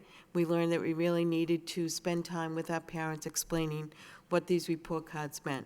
So some of the practices that still continue are during parent-teacher conferences, teachers are meeting with parents just talking about what the standard-based report card is and what it actually means and how students are being assessed. They have different ways to do this. They have individual sessions. Parents can come right into the school, have individual talks with teachers so that they can explain the report card in more detail as well. Some schools, will have a parent night, and that will bring in more parents. What they've said to me when I've been collecting this data is a lot of time when we bring parents in and we're serving food and everyone's happy, we get more parents to come in. So that's something, that we know works. But so many different ways have been tried to bring parents in to understand this report card. We still need to work more, I would recommend, on the translation piece so that all parents fully understand what is being said in the system. Some of the ideas that came up in discussing this with principals was one thing that I think is a really good idea, making a video, and I think I do have a teacher already who will do this for us, making a video who will be able to explain each section of the report card so that parents fully understand, and we can run that on TV, and do that in different languages. So that's a recommendation that I moving forward for the future, that I recommend happen, because I think that would be very helpful to parents. So that was one. Some of the other things that came up, some good ideas as well that I will, certainly share with the person who comes after me. But we do have some of these early release days. Maybe we could use some of the early release days if parents want to come in on those days. Just some other ideas. Morning or afternoon meetings. One thing that was brought up was we do have the election days off for students. Maybe we keep the teachers and the teachers work on those days, and we have parent-teacher conferences then. So there's a lot of different ways that this can be approached. So these are just some of the ideas recommended at this time. So the rationale for using the standard-based report card. So we have it at the elementary level. We still learn all the time, but it really is focused for us because we can look at the standards that we are teaching and ensure that the students are getting what is being asked of us from the Massachusetts curriculum frameworks. It takes time to learn them, but I will tell you, from being part of the initial experience, it really brought to teachers' attention a focus on what were these standards, really needing to know deeply what each one of these standards meant so they could actually grade the students on a better scale. So it was helpful. I think moving forward to middle school, I think I recommend here an advisory committee be developed, working under the assistant superintendent, but bringing in parents, bringing in administrators, bringing in teachers as they talk forward to what would this look like at the middle school. The recommendations that we have here thus far, some of the things that we do at the elementary level, the social emotional grades that we give, there's one teacher in the classroom, so that's a little bit easy for a teacher to judge, conduct and participation because they're with the student all day. When we get into the middle level, it will be a little bit different. 5th and 6th grade, we have teachers that teach perhaps math, science, and ELA and social studies. So you may have 2 teachers who are speaking to the social emotional components. So there'll have to be a way to really figure that out so that when that grade goes on the report card, it's parceled out between the 2 of the teachers so that recommendations are made for the student. When you get to 7th and 8th grade, it's going to become even a little bit more difficult but doable because students will have more than one teacher. They'll have 4 teachers. So again, parceling out how we do that would be something that needs to be talked about. But as a recommendation, I think it's worth looking at. I think it's going to bring to the table a deeper understanding, even now that we're in Common Core for a few years, deeper understanding to what these standards are really asking us to do, a deeper understanding for where students' needs are, so we're able to target that.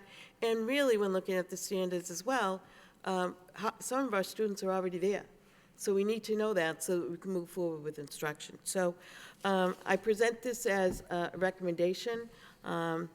I know, Ms. Doherty, you had some questions on this. I did have a lot of people working with me on this, but I think moving forward, the recommendation we have, but once the advisory committee comes together, that can be their recommendation further, to start perhaps with grades 5 and 6, see how that works out, since it will be different for our teachers and for our students and families. And then once we see the success, which we will, move on to 7th and 8th grade.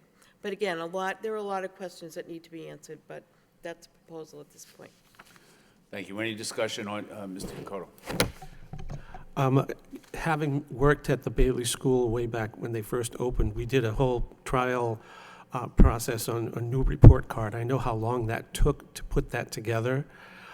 So this is not an easy process at all. So first-hand knowledge on that one, so good luck. Ms. Doherty? Yes, good luck. First off, I want to thank you for providing that report. Okay. And I was encouraged to see that the school administration recommends that we continue with that plan of doing standards-based report cards. And I think the idea of starting with 5th and 6th grade makes a lot of sense. As someone who has lived it before, you know how involved it is, but getting that team together. So if I understand correctly, you're looking at a year to roll it out? Like if you start, the advisory group starts meeting in the fall, the following fall, we could have standard-based report cards for 5th and 6th graders? That's a recommendation. Okay, so that we have thus far, so. We would need to take a vote on that, do you think, or maybe? Well, actually, that's a recommendation that, I'm giving you right now, but I think what really needs to happen is the advisory committee needs to form under the new assistant superintendent and have those members come together. I will certainly share this and the people that worked with me on this report so that they have kind of a roadmap to go on. But then at that point, perhaps you would have to do that. Okay, thank you. Thank you. Any further discussion? All right, there's 3 more reports. Rather than to take a vote on each report, we'll just we'll go through each of the 3 other reports and then just take one vote to accept as a report of progress unless there's any objection. Okay, so the next report of the superintendent is on the STEM Advisory Committee. Madam Superintendent. Yes, I just, Mayor Kennedy and members of the school committee, I wanted to provide you the list of community members, teachers, administrators who have agreed to join and be part of the STEM Advisory Committee. We have some people throughout the city, from the university, from Middlesex Community College, from Lowell High School, people within the curriculum office, and these people will be meeting to talk about STEM education in the district, and STEM moving forward at Lowell High School. We do have a meeting scheduled tomorrow, not with this committee, but with a smaller group that has met before on STEM with the high school, just to clarify everything that has been done since we had a meeting in early May. Once that meeting takes place tomorrow, we should have a calendar for when the STEM Advisory Committee will be meeting, and that will be under, the chairs of that will be Martha Cohn and Paula Bransfield, working along with the Assistant Superintendent. Thank you. Any discussion on the STEM Advisory Committee? Ms. Mott? Thank you very much. Thank you for sharing the list of the advisory committee, and I think that it has obviously we've got some great members who are willing to work with the district to move this effort forward. Can I ask, is there any opportunity we see where we could bring in perhaps someone from industry? I mean, there's a great many, companies here just in Lowell itself who are involved in STEM activities or driven by them. And they have certainly in many ways, I think, expressed interest in wanting to be part of our the district efforts. So if we could perhaps reach out, and I don't have anyone specific in mind, but I'd leave it to the administration. If there were, to bring in someone who could serve, this would be probably a once-a-month meeting, something like that, that would give perhaps a local scientist an opportunity to really inform and be part of our STEM efforts. Which I think could be a really nice validator to have someone from kind of outside the pure academia to kind of help inform our efforts. Thanks. Yeah, Thank you. So I can just respond to that. We do have some people from the Makerspace, John Noddle and Lowell, we're waiting to hear from. So there are some other people, and from MACOM as well. So as soon as if that's updated, I will let you know. Any further discussion? If not, we'll move on to the next report by the superintendent on interview processes and procedures. Madam Superintendent. Yes, I'm going to ask Ann Sheehy if she could come forward, Assistant Director of HR, to speak to this particular report. Thank you, Madam Superintendent, Mayor, and Committee. I provided this report to the Superintendent as a result of Mr. Hoey's motion. This report is really about the interview process, and I've outlined 2 strategies that could be implemented if that motion passed. So the first strategy is instituting an early hiring pool. First round interviews would take place prior to positions being posted. This would really allow us to reach more diverse cohorts of educators. We'd be able to hire early and get the most qualified and certified candidates possible. And the second strategy goes along with Mr. Hoey's motion, ensuring that Lowell residents receive interviews. The strategy outlined stipulates that only qualified and certified candidates receive interviews in the first round. So if they're a Lowell resident and they're qualified and certified, they should be receiving an interview anyways. And we know that our diverse cohorts of educators and future educators are in our community, and this is a great way to reach them. So I hope that information was helpful. Thank you. Thank you. Any discussion, Mr. Gignac? Thank you, Mr. Mayor. I just have a question for the Assistant Superintendent, or perhaps Ms. Sheehy. I think what I've noticed for the past few years is that people constantly complain about the hiring process here in Lowell and how long it takes to even hear back, whether it's an interview or whether the person's selected or not. And I know for a fact that the fact that it takes so long to go through the process and to hear anything, it steers a lot of people away. And they get offers from all different towns surrounding us, and they accept those offers because they've yet to hear from Lowell. So I'm interested in the early hiring process, but I think we really need to move to improve that entire process. And I know we have the compendium for teaching positions for next year, and that sat on the website for months and months and was an update, and then all of a sudden they were all removed, and people were calling me saying, were these positions filled? And I have no idea. But it's just a common courtesy to notify applicants of the process, where they stand, if they weren't qualified, what was preventing them from moving forward. And I think that's just an area we need to improve. Thank you. Any further discussion? Mr. Hoey. I just would like to thank Ms. Sheehy for the work she did here on the report. And basically, I brought this motion up so we wouldn't lose any candidates out of our system that come from our system. I know a half a dozen students that come out of Lowell, high honor society students, went to college and they're teaching in other cities, and I just had a curiosity of why, that's all. So this motion was just to make sure those type of people get an interview, that's all. So, thank you. Thank you. Any further discussion? If not, we'll move on to the next report by the superintendent on human resources initiatives. Madam Superintendent. Again, I'd invite Ms. Sheehy to the podium to speak on this report. Thank you, Madam Superintendent. This report is a little bit more lengthy in response to Ms. Doherty's motion that asked to develop a pipeline for educators. This pipeline, as you can read in the report, begins with our paraprofessionals and works with our paraprofessionals as they enter an associate's degree program at Middlesex Community College while receiving the benefits of being a paraprofessional in the Lowell Public Schools. They receive tuition reimbursement and support from our Office of Human Resources and other offices in the district.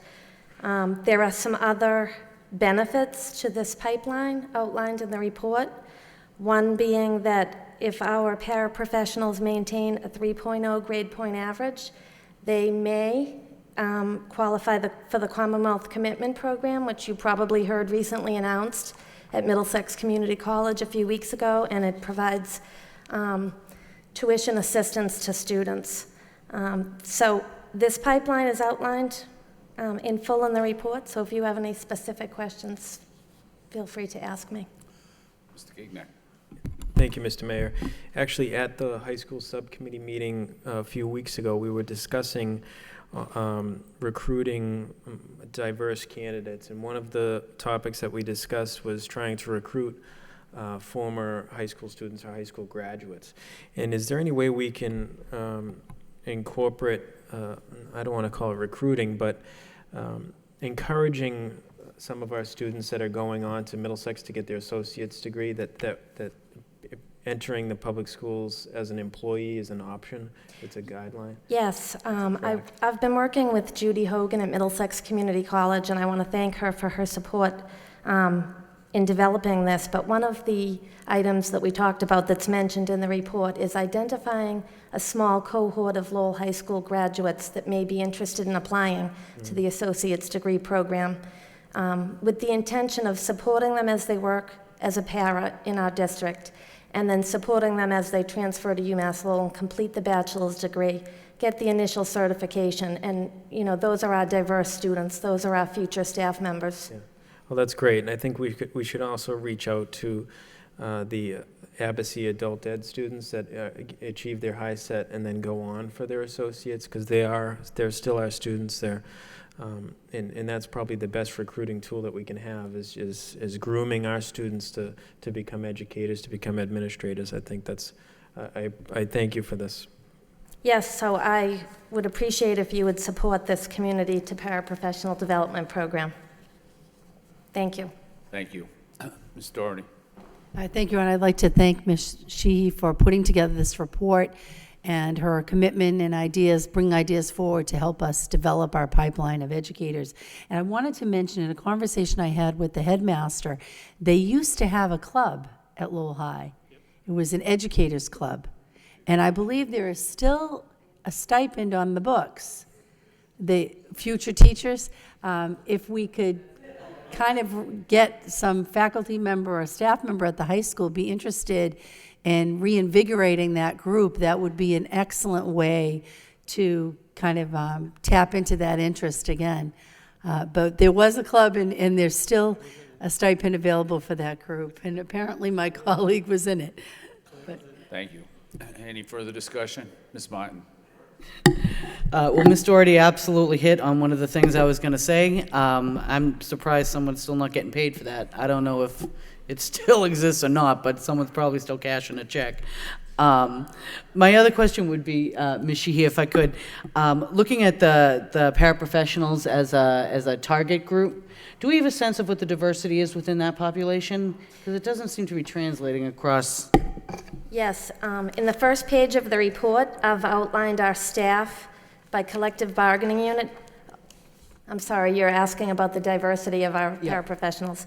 I don't have that information with me, but as we go around to schools, I definitely feel that our paraprofessional staff is among the most diverse of the units. I think that makes sense. But it would be great to kind of get the numbers just so we can have a sense of that. Yes. I'm over and above, I think it makes sense to invest in this group of employees because they are people who've already shown a commitment to the Lowell Public Schools and investing in their future education. Is certainly something I support. But if we can see how big an impact it would have on our diversity efforts, that would be helpful just so we know that moving forward. Thank you. Thank you. Any further discussion? Ms. Doherty. I just want to reiterate what my colleague, Mr. Gignac, said about looking at the adult education program. That is really probably the most diverse student population that we have in the city, and a great way to tap into. I agree with that. That was a great idea. Thanks. Any further discussion? If not, Chair would entertain a motion to accept all 4 reports from the superintendent as reports of progress by Mr. Gendron, seconded by Mr. Dakota. Discussion on the motion. All in favor, all opposed, so voted. Next, under new business, we have... Excuse me, Mayor. I'm sorry, Mr. Hoy. I thought on the report that Ms. Sheehy gave me for, it was a motion of mine, that wouldn't we be voting on that tonight, either up or down on that? Huh? I think we voted when you made the motion. So we passed it? Well, there are 2 options on the table. Oh. Did you want to make a motion? No. An explanation, but. Well, we have 2 options here, and that's what I was, right. So I was concerned about, are we going to vote? Do we want... Well, Mr. Mayor. Yes. Maybe I'll make the recommendation that we refer to your favorite policy subcommittee. Because I think maybe voting on it tonight, there's... Okay, I'll second that. You're going to help me on the policy subcommittee? I'll help Okay. you, yeah. You too? Thank you. We have a motion to refer to that matter to the policy subcommittee. Seconded by Mr. Gignac. All in favor? Seconded by Mr. Hoey. Motion by Mr. Gignac. Discussion. All in favor? All opposed? So voted. Next item on the agenda is under new business, the budget transfers. We have 3 budget transfers. Is there a motion to accept all 3 of the transfers? We have a motion by Ms. Doherty to do that, seconded by Mr. Dakota. Discussion on the 3 budget transfers. Mr. Gignac. Thank you, Mr. Mayor. transfer number one, I understand. I'm just curious as to what took so long to get the retro. This is the retro payment, correct? This one is Transfer number one. the retros plus the salaries. We implemented the new salaries in April, so it's a combination of Retro and then making current. retro, and then also because the salaries are higher due to the contract settlements, it's a combination of the two. Right. So it's the retro and then making everybody current with the collective bargaining agreement. Correct. Okay. As far as the special education transportation, where did that come from? Because I don't think we were aware that that was going to go over, and then even in the budget process, we had asked if we were going to go over, and we were assured no. I was talking with John Dakota. Yeah. And he informed me that in May, I believe, that his expectations were because the out-of-district students were not able to cost share, that that was going to go over budget. So it was mainly due to special education out-of-district students. There's two other smaller issues that I don't have in front of me, Sure. but the total is about $385,000. So the calculation that we approved for next year, are you still confident with that figure, or? Yes, Okay. the total for the budget for 2016-17, he did confirm those numbers. Okay, okay. So that, yeah, this is just because of, mainly because of not being able to cost share for the out-of-district students that he originally thought he was able to implement for Sure. 15-16. Okay. And as far as transfer request number two, I know that we're moving forward for next fiscal year. We're going to be tapping into these accounts. In this current budget, I don't think that was the plan. Right. All these costs were right. going to come out of the general operating. Right. It wasn't part of the budget. That's why I'm bringing it before the school committee to approve, because they weren't part of the budget. But they pretty much mirror almost exactly to what's in the 16-17 budget. And the theory is to utilize the food service revolving funds, which at the present time is around $3 million, and to utilize those funds to support the school operations, which the school operations do provide services for the food service program, such as custodial cleanup, such as administrative cost of purchasing and approving expenditures and so on and so forth, Sure. as well as the tech services that were provided to the food service program. So making this transfer, is this going to free up $1.1 million in our general operating? Since you're taking it from the revolving accounts? Yeah, it's gonna free up 1.1. We're going to tap for transfer request number 3. As part of the budget for 2016, we're relying on a large, if you will, circuit breaker revolving account. And that, in the budget that was approved for 2016-2017, we had estimated about $3 million. So we don't want to utilize that, which is the current balance. We don't want to utilize the $3 million today to pay for special education out-of-district cost. Those costs, we want to pay from the local funds, and instead of the revolving funds. If we paid it from the revolving funds, i.e. the circuit breaker account, we would deplenish the $3 million and it'd be down to about $2.2 million. So the 16-17 budget is predicated on a large circuit breaker account, the $3 million, so that we can use those funds, if you will, to pay for the increased special education costs we're anticipating for 16-17. It's a large increase for 16-17 that we calculated.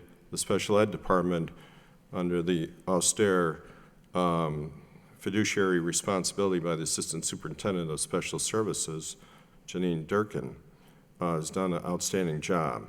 And so we have built into the budget the $11.5 million that we're anticipating on expending for the special education cost. Yeah.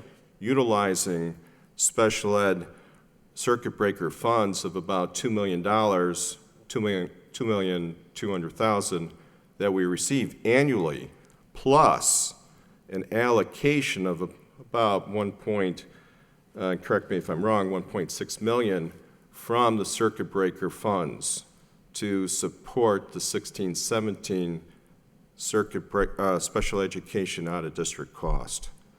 So that's the reason why we have 3 transfers, and I'll summarize. Taking money from the school suspense account, which was previously a carryover budget from the prior year, was dumped into or moved into school suspense, about $3.4 million. $800,000 was already transferred by the school committee. That left about $2.6 million. Of the $2.6 million, we're going to need $2.2 million for the salaries due to the contract agreement, plus the special education out-of-district transportation cost. So that's one. Let me just finish, Sure. Mr. Gignac, because I'm on a roll and I hate to lose my train. Number 2, we're duplicating the what the school committee passed in for the budget for 16-17 and allocating the food service funds of allocating those back to the school operations that provided services, foods, custodial cleaning, as well as administrative costs and tech services. Mm-hmm. That's almost identical to what we have in the 16-17 budget.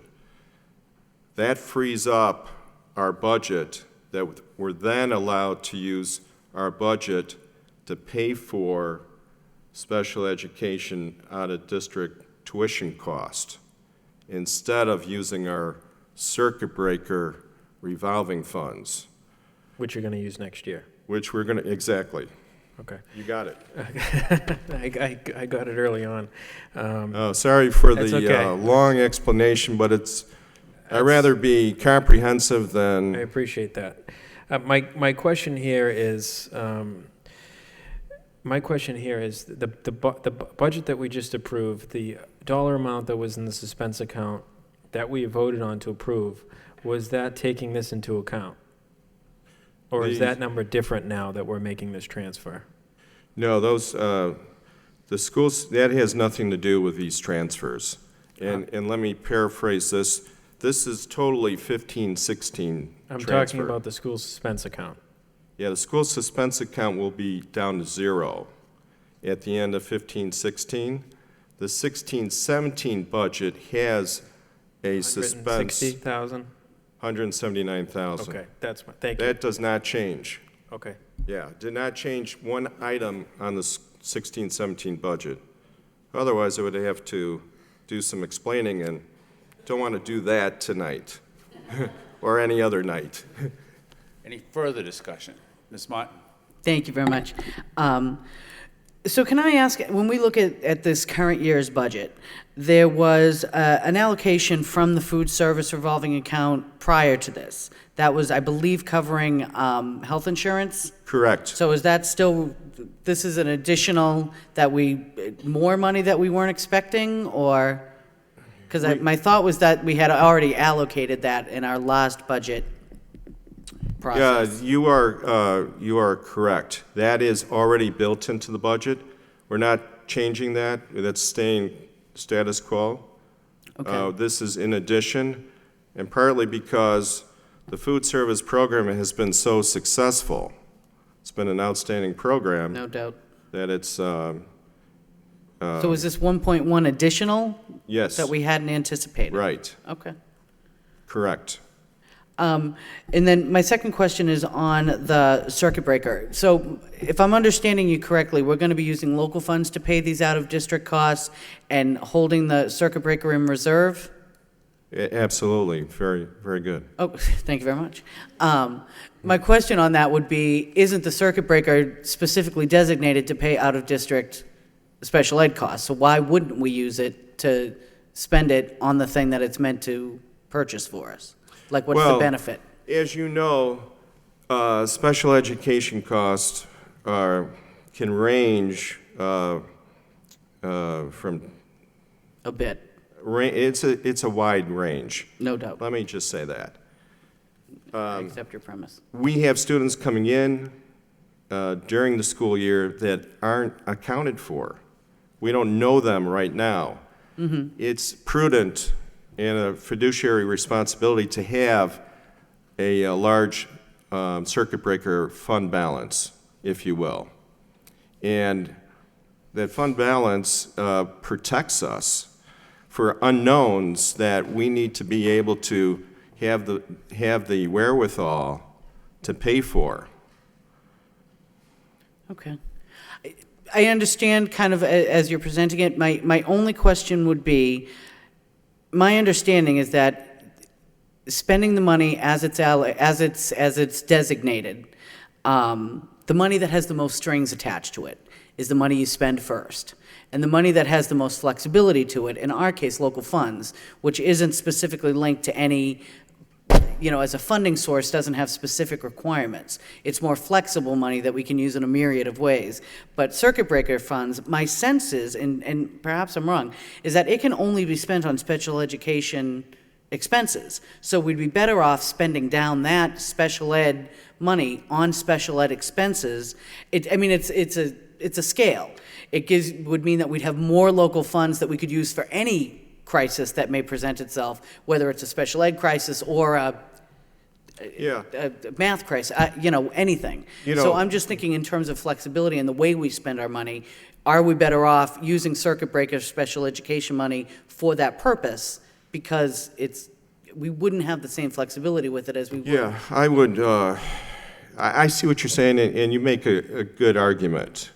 But I do have a trump to your statement. And by the way, by no means do I mind voting, or is that a political statement? It's just a play on words, if you will. So if I may, the trump to this, if you will, is the fact that we can carry over circuit breaker money. We cannot carry over local funds. We can if we put it into the suspense account, can't we? I mean, that's what we're counting on next year, that we've got over $1 million that will be rolling over from last year to this year. Well, in fact, last year, we had the carryover of 3.7. Right. The city has told us that and in fact, they reduced our carryover from 3.7 to 3.4. Mm-hmm. So they took away 300,000. Any carryover is considered free cash from the local funds. They have the discretion to take that money for city purposes. So, in fact, the circuit breaker is protected monies, and so that I would argue that's where our money should be, the most flexibility, that we're guaranteed, that's protected. We know, in fact, that special education tuition costs grow each year, and we know what our... Year. Pardon me? Except for this year, because your budget presented that our special ed costs were going down for the first time in anyone's recent memory. It was very impressive, I remember. Yeah. You're an astute reader of the budget, and I applaud you greatly. Don't hurt yourself, it's all right. Okay, I can understand the perspective. My only thing that I would posit would be, in a perfect world where we had the relationship that we can build within our municipality would give us the opportunity of having more flexibility with that funding and being able to have a rollover. So noted. Thank you. Any further discussion? Roll call. Mr. Hoey? Yes. Mayor Kennedy? Yes. Ms. Martin? Yes. Mr. Dakota? Yes. Ms. Doherty? Yes. Mr. Gendron? Yes. Mr. Gignac? Yes. 7 yeas, approved. Thank you. Moving on to convention conference requests. We have 7 requests for conferences. Chair would entertain a motion to approve all 7. We have a motion by Ms. Martin, second by Ms. Doherty to approve all 7. Discussion, Ms. Doherty. Yes, I believe there's a typo on the first motion, the Greenhouse School Literacy Team. Are they going to New York from June 27 to July 21st? Is that right? Because it's not to exceed $1,200 per person. So I thought maybe it's supposed to be June 27 to June 20. Second or first, probably. Oh, What July. I have in front of me is from. I question the date. It just seems like a month Yeah, would no, be a it's, lot more expensive than that. Monday, June 27th, 2016 to Friday, July 1, 2016. July 1, okay. Yes. I would make that change before we vote on it. Okay, we have an amendment to change that to July 1. And if there's no objection, that'll just be part of the motion to accept all 7 conferences. We have a motion to approve on that. It's seconded. Any further discussion? Roll call. Mr. Hoey? Yes. Mayor Kennedy? Yes. Ms. Martin? Yes. Mr. Dakota? Yes. Ms. Doherty? Yes. Mr. Gendron? Yes. Mr. Gignac? Yes. 7 yeas, approved. Under professional and personal, we have 2 requests. Chair would entertain a motion to approve both requests by Ms. Martin, seconded by Mr. Hoey. Discussion. Roll call. Mr. Hoey? Yes. Mayor Kennedy? Yes. Ms. Martin? Yes. Mr. Dakota? Yes. Ms. Doherty? Yes. Mr. Gendron? Yes. Mr. Gignac? Yes. 7 yeas, approved. That concludes the regular agenda. It's time to go into executive session. Do we have a vote to go into executive session? And as part of that motion, the school committee will adjourn for the evening from executive session. We have a motion by Mr. Gendron, seconded by Mr. Gignac to go into executive session. Mr. Gendron. I just thought it would be appropriate tonight, I think I speak for everybody, when we send our best to Dr. Kalfawi and wish him a speedy recovery, and hopes that in a couple weeks we'll have him back here at the big desk, although Acting Superintendent Abrams did a wonderful job this evening. Mayor, one quick thing. I'm glad you bought a house in Lowell. Thank you very much, Mr. Frisch. Appreciate it. Yeah, does that make me a Lowellian or a Blowellian?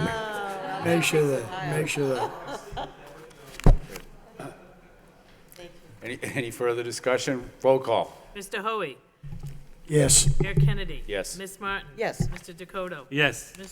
Ms. Doherty? Yes. Mr. Gendron? Yes. Mr. Gignac? Yay. 7 yeas, approved.